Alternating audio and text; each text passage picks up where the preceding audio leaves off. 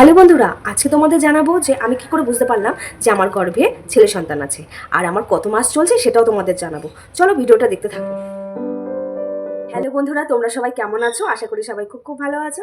আমিও মোটামুটি ভালোই আছি। তো আজকে টাইটেল আর থাম্বনেল দেখে তোমরা বুঝেই গেছো যে ভিডিওটা কী হতে চলেছে। তো চলো ভিডিওটা শুরু করি। আর ভালো লাগলে অবশ্যই কিন্তু তোমরা কমেন্টে প্রথমে তোমাদের আজকে জানাবো যে আমার কত মাস চলছে। এর আগে অনেকে আমাকে কমেন্ট করেছো যে আমার কত সপ্তাহ চলছে, কত মাস চলছে। আমি তখন জানাইনি।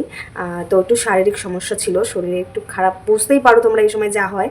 তো আমার 5 মাস চলছে আর হলো 19-20 সপ্তাহ হবে। তোমরা একটু হিসাব করে বের করে নিও। আর তোমাদের ক সপ্তাহ চলছে বা ক মাস চলছে অবশ্যই জানিও। তো অনেকে আমাকে কমেন্ট করেছে বলে আমি জানালাম। আর তোমরা আশীর্বাদ করো যাতে আমার আগামী আরও দিনগুলো যাতে এইভাবেই সুস্থভাবে কাটে।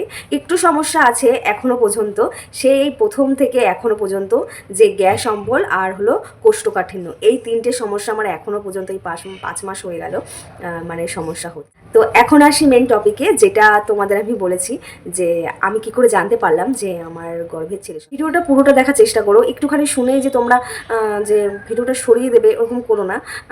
আমি তোমাদের কাছ থেকে অনেক কিছু জানতে চাই, আবার আমারও অনেক কথা তোমাদেরকে জানাতে চাই। তো প্রথমেই বলি যে আমি কি করে বুঝতে পারলাম যে আমার ছেলে সন্তান আমার গর্ভে আছে। তো প্রথমেই বলি যে দেখো, ভগবানের দেওয়া যে কোনো সন্তান, সে ছেলে হোক বা মেয়ে হোক, আমার কাছে দুটোই সমান। তো আমার যদি মেয়েও হয় আমার অসুবিধা নেই, আমি তা তো হ্যাপি। ভগবান যেটা দেবে উপহার, তাই না? আমি খুব খুব হ্যাপি, এমনকি আমাদের পরিবারের সবাই খুব হ্যাপি। একটা মেয়ে হলেও কোনো সমস্যা নেই।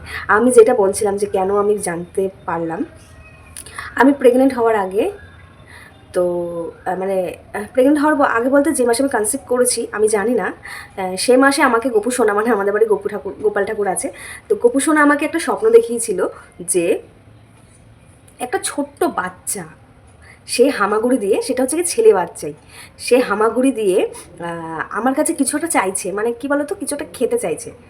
মানে দেখো গায়ের মধ্যে আমার রীতিমতো কাটা দিচ্ছে, তোমরা বুঝতে পারবে কিনা জানি না, রীতিমতো আমার গায়ে কাটা দিচ্ছে, ঠিক আছে? কাটা দিচ্ছে গায়ের মধ্যে।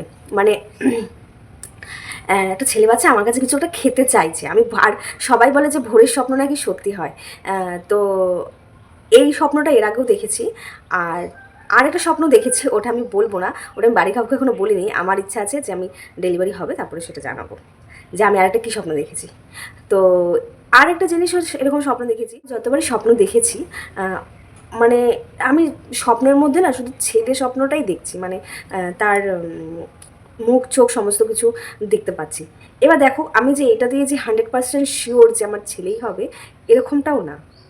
দেখো স্বপ্ন দেখেছি, আমি তো সত্যি জানি না। আর তোমরা ভালো করেই জানো যে এখন এটা আইনত অপরাধ যে আমাদের গর্ভে কোন সন্তান রয়েছে তার লিঙ্গ নির্ধারণ করাটা। আমি চাইও না, আমি চাইও না ওরকম কিছু মানে আগে থেকে জেনে নিতে।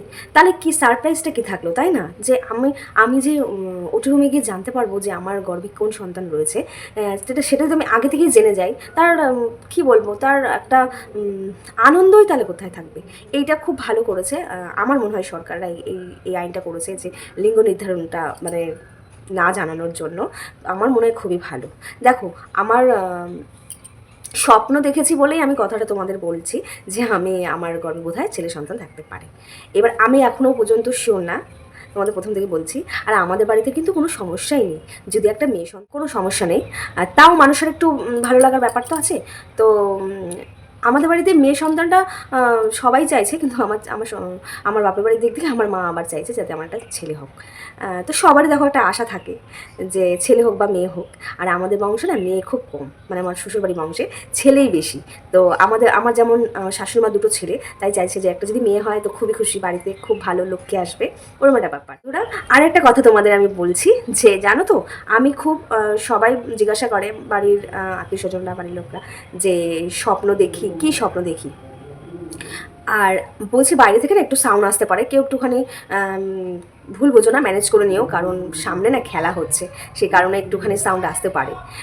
তো আমি স্বপ্ন, বন্ধুরা আমি জানি না এই স্বপ্নগুলো দেখলে কি হয় বা না হয়, তোমরা যদি জানো অবশ্যই বলো। আমি খুব সাপের স্বপ্ন দেখেছি বলতে দেখছিও, এখনও পর্যন্ত দেখেছি। জানি না আগামী দিনগুলো কী স্বপ্ন দেখবো। আমি খুব সাপের স্বপ্ন দেখেছি। আর মাছের স্বপ্ন দেখছি। সাপ কিন্তু আমাকে কামড়াচ্ছে বা ধাওয়া দিচ্ছে ওরকমটা না। ধরো আমি রাস্তা দিয়ে যাচ্ছি, আমার পাশ থেকে নয় চলে গেল, নয় আমার কোনোটা পাঁচিলের মধ্যে ঝুলে রয়েছে, কোথাও অনেক গিজগিজ করছিল তা মানে সাপ। আমাদের অ্যাঞ্জেলটা আবার চেঁচাচ্ছে।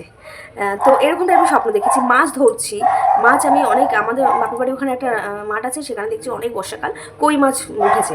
কই মাছের স্বপ্ন দেখছি অনেক কই মাছ উঠেছে, আমি কই মাছ ধরতে গেছি, এরকম স্বপ্ন দেখেছি। কিন্তু কলা গাছের স্বপ্ন, তারপরে ফলের স্বপ্নও নাকি দেখে। তো আমি সেরকম এখনও কোনো স্বপ্ন দেখিনি ফল ফুলের। তো আমি এই মাছ আর হচ্ছে গিয়ে সাপের স্বপ্ন দেখেছি। তো এই স্বপ্ন দেখলে কি হয় তোমরা যদি জানো আমাকে প্লিজ কমেন্ট একটু জানাও। আর এই 5 মাসে আমার প্রথম থেকে যা সমস্যার মধ্যে প্রথমেই বললাম যে আমার কোষ্ঠকাঠিন্য আর এদিকে গ্যাস অম্বল। তো বাড়ির সবাই বলছে, তো আমি 5 মাসে পড়ে গেছি, এখনও পর্যন্ত আমার এই গ্যাস অম্বল, খেতে পারছি না, মানে কোনো কিছু খেতে ইচ্ছা করছে না। আগে যেমন গন্ধটা সহ্য হতো না, মাছ মাংসের গন্ধ বা কোনো ধরো তরকারির গন্ধ আমার সহ্য হচ্ছিল না, সেটা এখন ঠিক হয়েছে। কিন্তু আমি এখনও মাছ ভাজা খাচ্ছি, মাছের ঝোলও খাইনি, মাছ ভাজা খাচ্ছি। মাংসের গন্ধ আমার এখনও সহ্য হচ্ছে না। এমনি রান্না করছে অসুবিধা হচ্ছে না, কিন্তু সামনে নিলে যে একটা গন্ধ, ওই গন্ধটা সহ্য হচ্ছে না।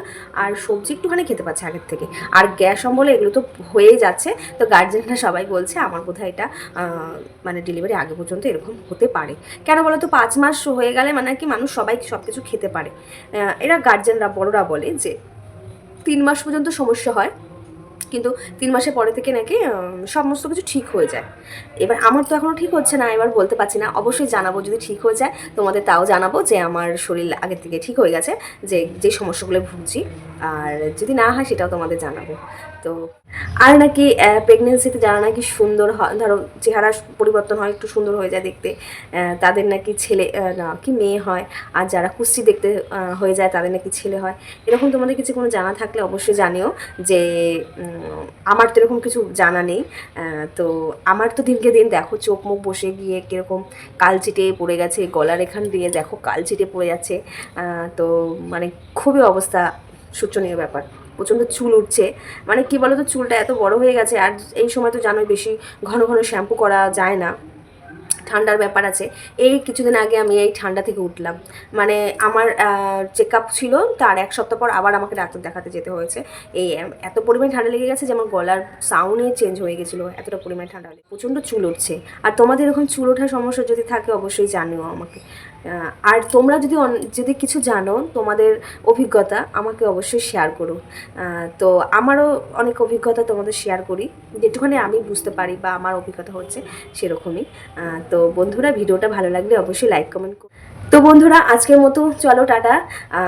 দেখা হচ্ছে নতুন একটা ব্লগে, নতুন একটা সপ্তাহে। আমি তোমাদের আগেও বলেছি যে আমি প্রত্যেক সপ্তাহে একটা করে ব্লগ দেবো, ডেলি ব্লগ আমার এখন সম্ভব না করা।